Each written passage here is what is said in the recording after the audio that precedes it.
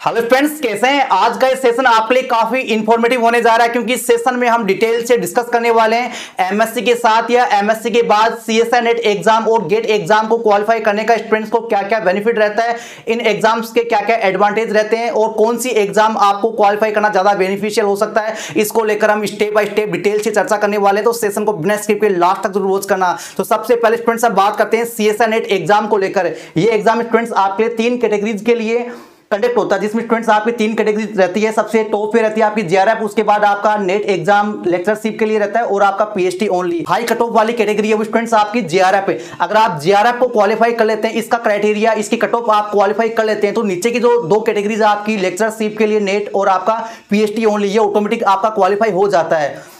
अगर आप JRF qualify कर लेते हैं तो इंडिया के किसी भी यूनिवर्सिटीज में, इंस्टीट्यूट में, आईआईटीज, एनआईटीज, सेंट्रल यूनिवर्सिटीज में, स्टेट यूनिवर्सिटीज में, स्टेट गवर्नमेंट यूनिवर्सिटीज में स्टूडेंट्स आप जो है पीएचडी के लिए अप्लाई कर सकते हैं। और पीएचडी आप जब करते हैं तो स्टूडेंट्स आपको जेआरएफ मिलती है, यानी एमएचआरडी की तरफ से आपको फेलोशिप मिलती है।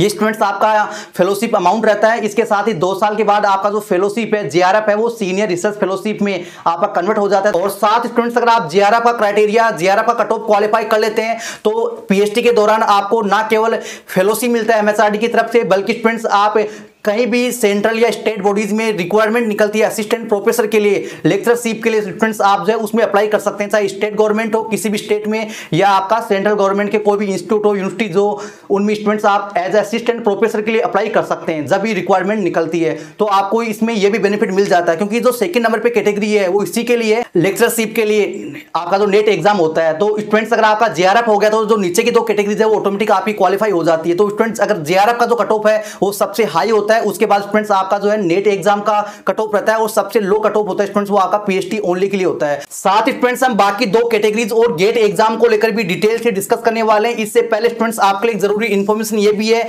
आज के दौर में बढ़ते कंपटीशन के कारण सीएसआई नेट एग्जाम को क्वालिफाई करना काफी मुश्किल हो गया है। ऐसे में आप फिजिक्स वाला सीएसआई नेट के साथ जुड़कर आप अपने इस सपने को साकार कर सकते हैं, इस एग्जाम को आप इजीली क्वालिफाई कर सकते हैं, क्योंकि इस बार फिजिक्स वाला सीएसआई नेट का रिजल्ट काफी शानदार है। अंडर 50 में काफी सारे टॉप रैंकर्स दिए, चाहे फिजिक्स डिपार्टमेंट हो, केमिस्ट्री हो, मैथमेटिक्स हो या लाइफ साइंस हो। स्टूडेंट्स की डिमांड और जरूरत को देखते हुए फिजिक्स वाला सीएसआई नेट ने 2 अक्टूबर गांधी जयंती के उपलक्ष्य में बड़े डिस्काउंट के साथ स्टूडेंट्स 2 बेहतरीन बेंच लॉन्च कर दिए, जिसमें रहने वाला है शोध फाउंडेशन जून 2026 बैच। इस बैच में स्टूडेंट्स आपको देश की नंबर 1 फैकल्टी के साथ लाइव और रिकॉर्डेड लेक्चर मिलने वाले, साथ स्टूडेंट्स आपको dedicated syllabus coverage, daily practice problem, notes, practice test, इसके साथ स्टूडेंट्स आपको फुल डाउट सपोर्ट यानी डाउट इंजन आपको मिलने जा रहा है। इस बैच को स्टूडेंट्स आप ज्वाइन कर सकते हैं मात्र 499 रुपीज पे करके, और साथ ही आप हमारा कूपन कोड PSM 500 को यूज करना ना भूले, इससे आपको और एडिशनल 500 रुपीज का डिस्काउंट मिलने जा रहा है। तो स्टूडेंट देर किस बात की, फटाफट जाके ज्वाइन कर लीजिए, लिंक आपको डिस्क्रिप्शन में मिल जाएगा। साथ स्टूडेंट्स आप अपनी प्रिपरेशन को और बेहतरीन बनाना चाहते हैं और एक्स्ट्रा फीचर चाहिए तो स्टूडेंट्स आप फिजिक्स वाला सीएसआई नेट का शोध प्रो जून 2026 बैच को ज्वाइन कर सकते हैं। इसके एक्स्ट्रा फीचर में स्टूडेंट्स आपको मिलने जा रहा है फास्ट ट्रैक बैच का एक्सेस, साथ स्टूडेंट्स आपको सीएसआई नेट टेस्ट सीरीज का एक्सेस मिलेगा, इनफाइनाइट प्रैक्टिस टेस्ट, और आपको पीवाईक्यू बुक के रूप में हार्ड कॉपी में आपको मिलेंगे, जनरल एप्टीट्यूड बैच का एक्सेस आपको मिलने जा रहा है। साथ स्टूडेंट्स आपको खजाना पैकेज का एक्सेस और मेंटरशिप सेशन आपको मिलने जा रहे हैं। तो आप इस बैच को ज्वाइन कर सकते हैं स्टूडेंट्स मात्र 6299 रुपीज पे करके। साथ ही आप हमारा कूपन कोड PSM 500 को यूज करना ना भूलें, इससे इस प्राइस में भी स्टूडेंट्स आपको 500 रुपीज का एडिशनल डिस्काउंट मिलने जा रहा है। तो आप भी इंटरेस्टेड है तो देर किस बात की, फटाफट जाके ज्वाइन कर लीजिए, लिंक आपको डिस्क्रिप्शन में मिल जाएगा। साथ स्टूडेंट्स अगर आप दिसंबर 2025 वाला एग्जाम भी दे रहे हैं तो फिजिक्स वाला सीएसआई नेट का थोड़ी प्रिपरेशन को और शानदार बनाने के लिए, स्कोर बूस्ट करने के लिए स्टूडेंट्स आप शोध फास्ट ट्रैक दिसंबर 2025 बैच को ज्वाइन कर सकते हैं। इसका प्राइस रहने वाला स्टूडेंट्स मात्र 1999 रुपीज पे करके। तो स्टूडेंट्स इसका भी लिंक आपको डिस्क्रिप्शन में मिल जाएगा, फटाफट जाके ज्वाइन कर लीजिए। तो स्टूडेंट जैसा कि हम डिस्कस कर रहे थे सीएसआई नेट की कैटेगरीज को लेकर, तो आप जेआरएफ के रिगार्डिंग तो अवेयर हो गए होंगे। उसके बाद स्टूडेंट्स आपकी सेकंड कैटेगरी रहती है लेक्चरशिप नेट की।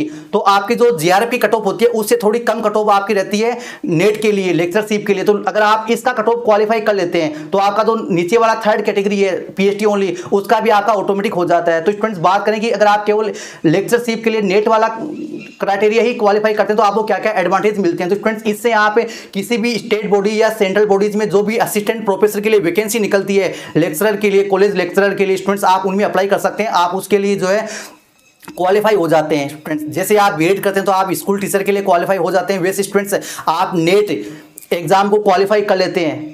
मैं जेआरएफ की बात नहीं कर रहा, केवल आप नेट एग्जाम को भी क्वालिफाई कर लेते हैं स्टूडेंट्स, लेक्चरशिप वाला क्राइटेरिया, तो भी स्टूडेंट्स आप जो है एलिजिबल हो जाते हैं।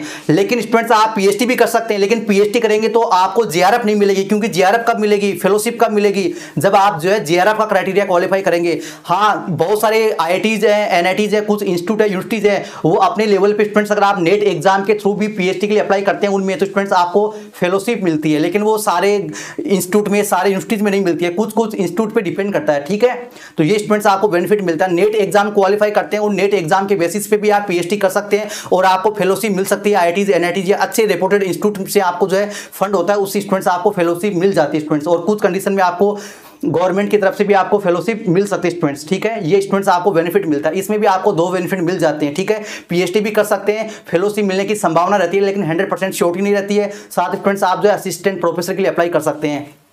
सबसे जो लो कट ऑफ रहती है, सबसे कम कट ऑफ रहती है, वो स्टूडेंट्स आपकी रहती है पीएचडी ओनली के लिए। पीएचडी ओनली के लिए इसका सबसे कम कट ऑफ रहता है। आप पीएचडी तो कर सकते हैं किसी भी गवर्नमेंट यूनिवर्सिटी से, सेंट्रल यूनिवर्सिटी से, लेकिन स्टूडेंट्स आपको एमएचआरडी की तरफ से जो फेलोशिप मिलती है वो स्टूडेंट्स आपको नहीं मिलती है। हाँ, कुछ इंस्टीट्यूट है, कुछ यूनिवर्सिटीज है, वो अपने फंड से या कहीं से भी वो अरेंज करके आपको फेलोशिप देते हैं, लेकिन हर यूनिवर्सिटी में मिल जाए, हर कॉलेज में आपको मिल जाए, वो श्योर नहीं है। पीएचडी ओनली में केवल आप पीएचडी कर सकते हैं, आपको जेआरएफ नहीं मिलती है जो एमएचआरडी की तरफ से मिलती है। कुछ इंस्टीट्यूट है वो अपने लेवल पे आपको जो है अरेंज करके दे सकते हैं। ये स्टूडेंट्स आपका सीएसआई नेट एग्जाम के रिगार्डिंग हो गया, ये डाउट क्लियर हो गया। 3 कैटेगरीज होती है, 3 कैटेगरीज में क्या क्या बेनिफिट आपको मिलते हैं ये आपको समझ आ गया। अगर फिर भी नहीं आए तो आप कमेंट कर देना, आपको रिप्लाई मिल जाएगा स्टूडेंट्स। साथ में स्टूडेंट्स हम बात करें गेट एग्जाम को लेकर, तो देखो गेट एग्जाम को आप बीएससी फाइनल के बाद भी आप एग्जाम को दे सकते हैं और एमएससी के साथ भी दे सकते हैं, एमएससी के बाद भी दे सकते हैं स्टूडेंट्स। ठीक है, अगर आप एमएससी करें तो आपके लिए सबसे जो बेनिफिशियल होती है, सबसे जो बेस्ट होती है स्टूडेंट्स, वो आपकी सीएसआई नेट होती है, क्योंकि उसमें फेलोशिप अमाउंट है वो ज़्यादा मिलता है गेट एग्जाम के कंपैरिजन में। ठीक है, लेकिन अगर आप आईआईटी या एनआईटी से आप एमटेक करना चाहते हैं या एमएस करना चाहते हैं, रिसर्च करना चाहते हैं पीएचडी ना करके, तो स्टूडेंट्स आपके लिए फिर गेट एग्जाम भी काफ़ी बेनिफिशियल हो सकता है। तो सबसे पहले स्टूडेंट्स हम जान लेते हैं गेट एग्जाम के क्या क्या एडवांटेज आपको मिलते हैं। तो स्टूडेंट्स आप किसी भी स्ट्रीम से आप दे सकते हैं, ऐसा जरूरी नहीं है कि अगर आप केमिस्ट्री से एमएससी किए तो आप केवल केमिकल साइंस का ही दे सकते हैं, आप अदर कैटेगरीज का भी दे सकते हैं स्टूडेंट्स, ऐसा नेसेसरी नहीं है। जैसे आप फिजिक्स से करें तो जरूरी नहीं कि आप फिजिकल साइंस से दें, आप एनर्जी साइंस से हैं या फिर इंजीनियरिंग साइंस है, कई सारे पेपर आप दे सकते हैं स्टूडेंट्स, ऐसा कोई प्रॉब्लम नहीं है इसमें। ठीक है, तो अगर आप गेट एग्जाम क्वालिफाई कर लेते हैं तो स्टूडेंट्स आप गेट एग्जाम के थ्रू भी आप पीएचडी कर सकते हैं आईआईटीज, एनआईटीज, सेंट्रल यूनिवर्सिटीज में।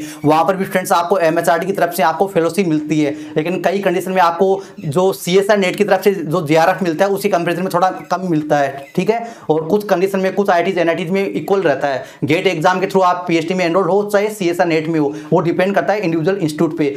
साथ ही स्टूडेंट्स आप गेट एग्जाम क्वालिफाई कर लेते हैं तो स्टूडेंट्स आपका जो मन हो आगे पीएचडी ना करके किसी आईआईटी, एनआईटी में एमटेक कर लें आप, या फिर आप एमएस रिसर्च कर लें, तो वो भी स्टूडेंट्स आप कर सकते हैं गेट एग्जाम क्वालिफाई करके।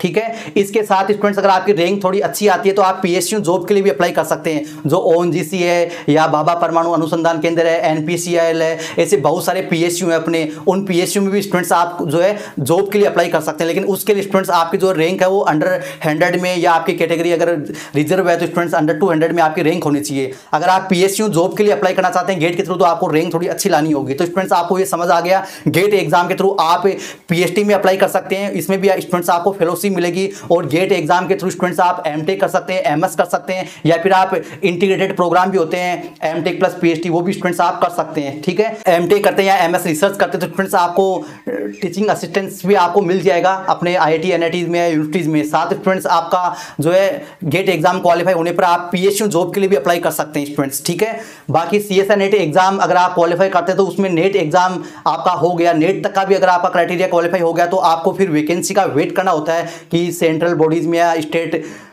बॉडीज में जो भी रिक्वायरमेंट निकलती है उनका वेट करना होता है। लेकिन इस ओएनजीसी है या फिर और भी जो एनपीसीएल है उनमें हर साल वैकेंसी निकलती है, एनपीसीएल में उनमें भी हर साल वैकेंसी निकलती है। वैकेंसी के जो नंबर है वो काफ़ी कम होता है, लेकिन अगर आप मेहनत करेंगे तो हो सकता है उनमें भी आपको सक्सेस मिल सकती है। तो आप पीएचडी के लिए अप्लाई कर सकते हैं, आप आईआईटी, एनआईटी में एमटेक या एमएस कर सकते हैं। साथ स्टूडेंट्स आप जो है पीएचयू जॉब के लिए अप्लाई कर सकते हैं गेट एग्जाम को क्वालिफाई करके। लेकिन इससे पहले स्टूडेंट ध्यान दीजिए, अगर आप एमएससी कर रहे हैं या एमएससी के बाद भी अगर आप इनकी तैयारी करें तो स्टूडेंट ध्यान देना, फॉरम आपको दोनों का अप्लाई कर देना है। दोनों ही काफ़ी बेहतरीन एग्जाम है। ठीक है, आप सीएसआई नेट एग्जाम का भी फॉरम जरूर अप्लाई करें और गेट एग्जाम का भी अप्लाई करें, क्योंकि इनमें बाकी तो अलग अलग सब्जेक्ट भी डिपेंड करता है, लेकिन फिर भी 70% आपका जो सिलेबस है वो लगभग सेम ही रहता है स्टूडेंट्स। ठीक है, हो सकता है आपका नेट एग्जाम क्वालिफाई ना हो तो स्टूडेंट्स आप जो है गेट एग्जाम के थ्रू भी IIT NIT या सेंट्रल यूनिवर्सिटीज में जो है PhD के लिए आप एडमिशन ले सकते हैं। और भी आप अगर आपका रैंक बेहतरीन आता है तो आप PSU में जॉब के लिए भी अप्लाई कर सकते हैं, क्योंकि इसमें काफ़ी बेस्ट कैटेगरी रैंक का जो है आपको जॉब मिलता है PSU में अगर आप गेट एग्जाम के थ्रू जाते हैं। हालांकि इसमें जो वैकेंसी नंबर है वो थोड़ा MSc वाले स्टूडेंट्स के लिए कम ही होता है, लेकिन मेहनत करेंगे तो हो सकता है आपको इसमें सक्सेस मिल सकती है। तो ये स्टूडेंट्स आपके CSA नेट और गेट एग्जाम के बेनिफिट थे। इसके रिगार्डिंग आपका और भी कोई डाउट है और भी कोई सवाल है तो स्टूडेंट्स आप कमेंट करके जरूर बताना। Thank you.